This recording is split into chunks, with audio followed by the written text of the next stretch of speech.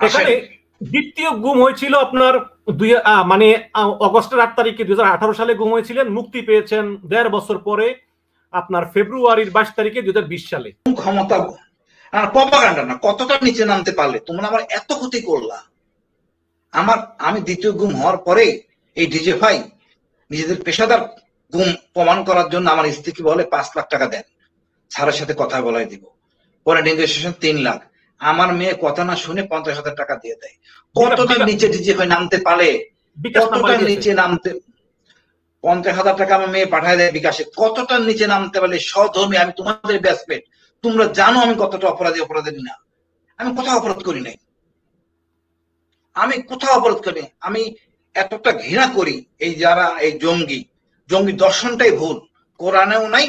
দ্বিতীয় গুমের বিষয়টা যদি এখনো কিন্তু আপনি বলেননি, যদি বলতেন কিভাবে আসলে হয়েছিল দ্বিতীয় গুমের বিষয়টা। আচ্ছা দেখেন, দ্বিতীয় গুম এরা তো আসলে অভিজ্ঞ গুমকারী না ডিজিএফআই, আর আমার সাথে তো করলে হবে না।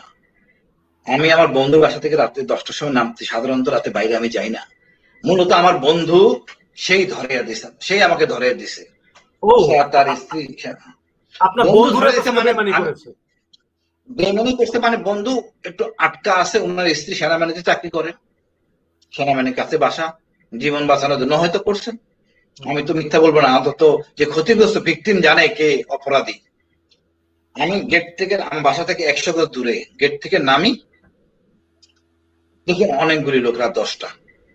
আমি হ্যান্ডস আপ করাই, এক পাশে নিয়ে আসি।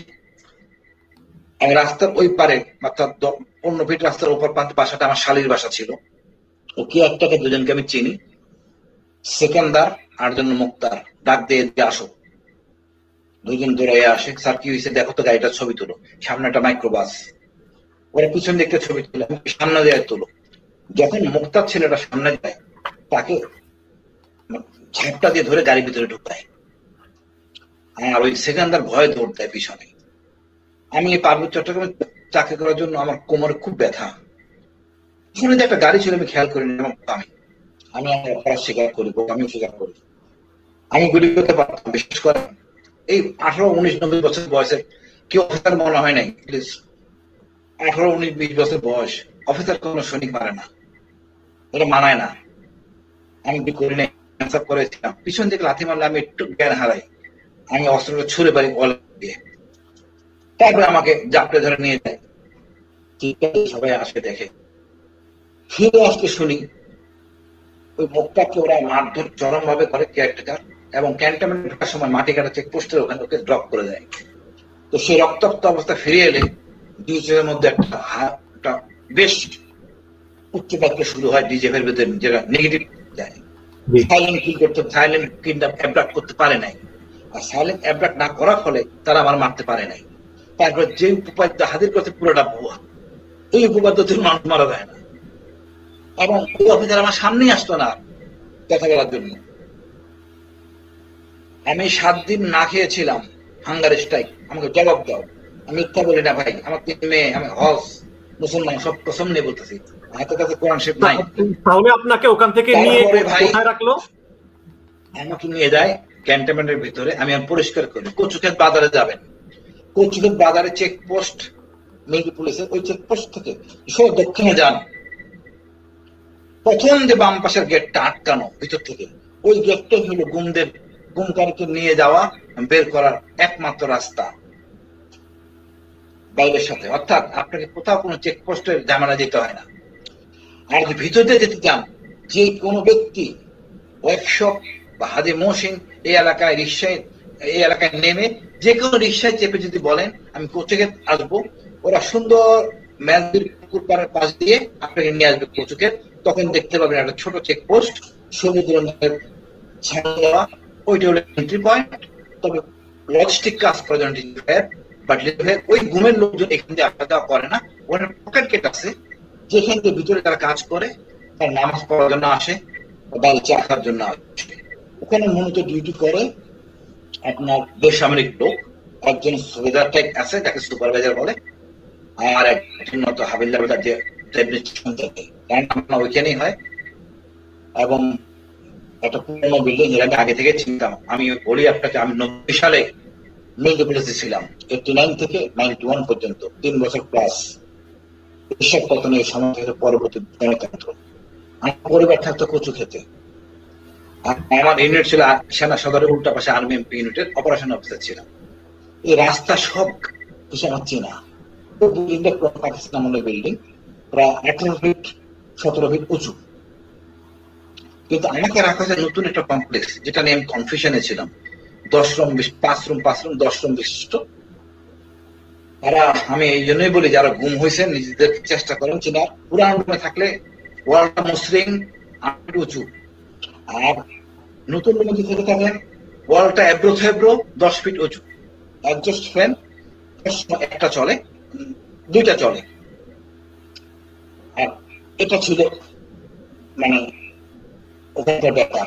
আর যে রুমে ইন্টারাকশন করে, যে রুমে আমাকে করা হয়েছে, সেটা ছিল এয়ার কন্ডিশন। আমাকে 1 মাস 16 দিন পরে, অর্থাৎ 10 দিন 4-5 দিন আগে আমার সাথে 7 দিন আগে নেগোসিয়েশন করার চেষ্টা করা হয়। নেগোসিয়েশন করার জন্য আমার স্ত্রী অনেক দৌড় ঝাঁপতেছেন। আমি অনেক অফিসার আমি বলে যাই, আমান উনি আমার জন্য অনেক চেষ্টা করছেন। আমাদের পরিষদের প্রেসিডেন্ট অফিসার চেষ্টা করছেন। তিনারা জানেন আমি সৎ, আমি একটু ঘাইরা প্রকৃতির, বাট আর ভারত বিদ্বেষী, আর কোনো বয়স আমার নাই। যাই হোক, যে কথা বলতেছিলাম, আমাকে বলা হয় আপনি ছেড়ে দিতে চাই, আপনার কি মতামত? এটা তোমাদের ব্যাপার, তোমরা আনছো, কারণ বলতে পারতেছো না, তোমরা ছাড়ো, তোমাদের ব্যাপার। আমি রাজি হই নাই। তো আমি রাজি হলে আমি জানি কে না মুক্তি পেতে চাই। আমি রাজি হলে জানি আমাকে ব্ল্যাঙ্ক পেপারে সিগনেচার করাবে, পূর্বের মতো। আর্মিতে ছিল ওই ইন্টারভিউ ছেলে আমাকে ব্ল্যাঙ্ক পেপারে সিগনেচার করানো হয়েছে ইচ্ছা মতো। তারপর চলে দিয়েছে। ফাইনালি আমার মিসেস সাথে কথাবার্তা বলে আমার মিসেস বলে যায়, বড় মেয়ের কথা বলেন, তাহলে সে রাজি হবে। তখন বড় মেয়ের কথা বলে, আমার বড় মেয়ের বিয়ে ঠিক, আমি না আসলে বিয়ে হবে না। তখন আমি আবেগপ্রুতভাবে হয়ে প্রায় 5-7 দিন পর রাজি হই। শর্ত একটাই, 6 মাস ডিজিএফআই নাম বলা যাবে না। এখন বলেন তো, পরিষ্কার ফকফকা। আর জায়গার কথা বললাম আমি, ওই জায়গাটা প্রত্যেক ইট বাড়ি আমি চিনি। ওইখানে আমি যে কমপ্লেক্সে ছিলাম, ওইখানে একটা আচ্ছা যেটা বলতেছিলাম, তারপর আমাকে ছাড়া হয়। আমার অফিসার আমার স্ত্রীর সাথে দেখা করে আগের দিন রাতের বেলা। আমাকে যখন নামাই দেওয়া হয় রাতে, তখন স্ত্রীকে রিং করে জানায় আপনারা আসেন। আমার স্ত্রীকে নামতে দেখে গাড়ি থেকে আমার নামাই দিয়ে তারা চলে যায়। এখন আমি বলি, ওই এলাকার অবস্থাটা জানা দরকার। এই গুমের একটা পুরোনো বিল্ডিং আমি বলছি, নতুন বিল্ডিং বলছি। এখানে খাওয়া দাওয়ার নিয়ম কানুন বলি, আপনাকে ভালো খাবার দাবার, কোনো সমস্যা থাকার কথা না। ডাক্তার আছে, আমার স্ট্রোক করে ইসিজি টেস্ট করানো হয়, করে ওরা। অর্থাৎ একমাত্র ডিজিফারি ফ্যাসিলিটি গুলি আছে, অন্য কারো নাই। তারপরে একটু বলি, ওখানে আপনার দুজন করে এক কমপ্লেক্সে, 2টা কমপ্লেক্সে 2জন 4জন, 2জন থাকে আপনার মনিটরে, একজন কমান্ডার থাকে। মানে আপনি বলতে পারেন আপনি জানলেন কেমন? বিকজ আমি তো এই গোয়েন্দাগিরি না থাকলেও এই পেশায় আমি খুব ভালো বুঝি। আমি ওদের থেকে সবটা জেনে নিছি, ভেরিফাই করে নিছি।